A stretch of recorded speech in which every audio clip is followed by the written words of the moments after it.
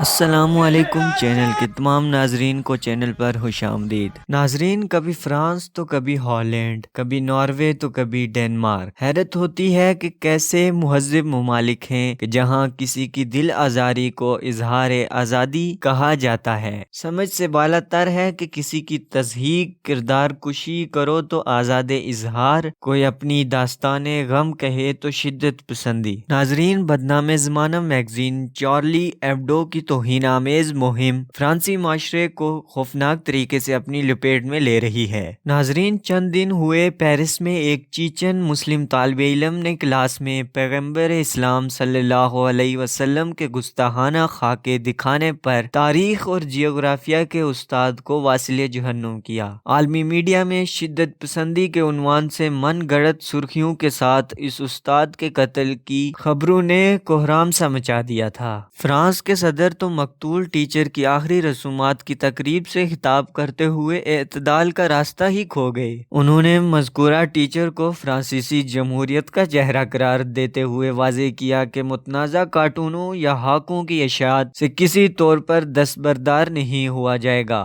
اس سے قبل انہوں نے گفتگو کے دوران ٹیچر کے قتل کو اسلامی دہشت گردی قرار دیتے ہوئے کہا تھا کہ استاد کو اس لیے مارا گیا کیونکہ وہ اظہار کی آزادی کے بارے میں پڑھاتا تھا۔ ناظرین، فرانس حکومت نے ٹیچر کے لیے اعلیٰ ترین ایوارڈ کا اعلان بھی کیا ہے، جبکہ مسلم کمیونٹی کے خلاف شدت پسندی کے نام پر کریک ڈاؤن شروع کرتے ہوئے ایک مسجد 6 ماہ کے لیے بند کر دی ہے۔ ناظرین، بلا شبہ مسلم طالب علم کے ہاتھوں ایک استاد کا قتل دل ہلا دینے والی بات ہے کہ اسلامی تاریخ میں تو استاد کے گھروں کی طرف پاؤں کر کے سونا بھی معیوب رہا، بلکہ آج بھی مسلم طلباء اپنے استاد کے جوتے اٹھانے کو فخر سمجھتے ہیں۔ لیکن سوال یہ ہے کہ کیا ایک استاد کے لیے مناسب ہے کہ وہ بڑی کلاس میں کسی بچے کے سامنے اس کے مذہب اور عقیدے کے بارے میں منفی انداز میں گفتگو کر کے اس کی دل شکنی کرے؟ استاد تو باپ کی طرح ہوتا ہے، وہ کسی بچے کو خوش اور کسی کو دکھی کیسے دیکھ سکتا ہے؟ کیا تاریخ کا استاد اتنا کم علم تھا کہ اسے یاد ہی نہیں رہا کہ پیغمبر کا کسی مذہب میں کیا مقام ہوتا ہے؟ تمام مذاہب کے لوگ کس طرح اپنے نبی اور رسول کو دل و جان سے احترام کرتے ہیں۔ ناظرین، تشویشناک بات یہ ہے کہ مسلمان طلباء کے والدین نے مذکورہ استاد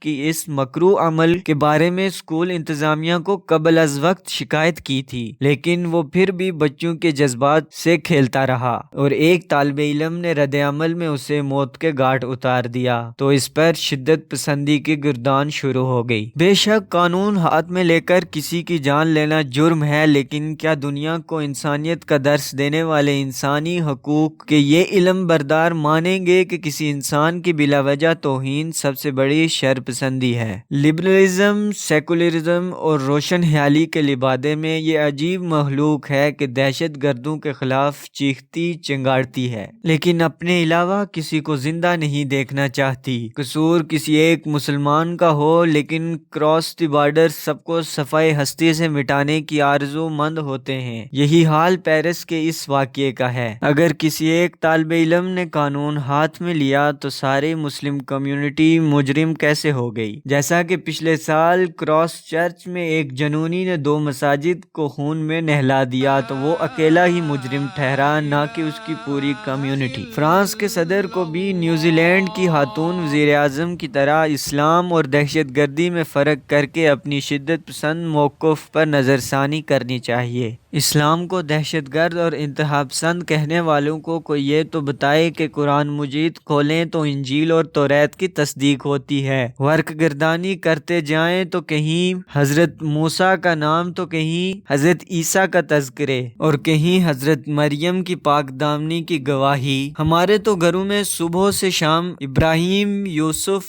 موسیٰ، عیسیٰ، ہاجرہ اور مریم کا نام گونجتا ہے۔ اسلام کتنا اعتدال پسند دین ہے، اس کے لیے لمبے چوڑے اسلامی حوالے نہیں بلکہ صرف موجودہ زمانے کے ایک تجزیہ کار کی گواہی ہی کافی ہے۔ آج سے قریب 2 سال پہلے بی سی نے 2 ٹوک انداز میں کہا کہ مسلمان تو حضرت عیسیٰ کو برگزیدہ نبی سمجھتے ہیں، مگر دوسری طرف سے نفرت کا واضح اظہار ملتا ہے۔ وہ لکھتے ہیں کہ قرآن مجید میں حضرت عیسیٰ کا ذکر انتہائی احترام سے کیا گیا ہے۔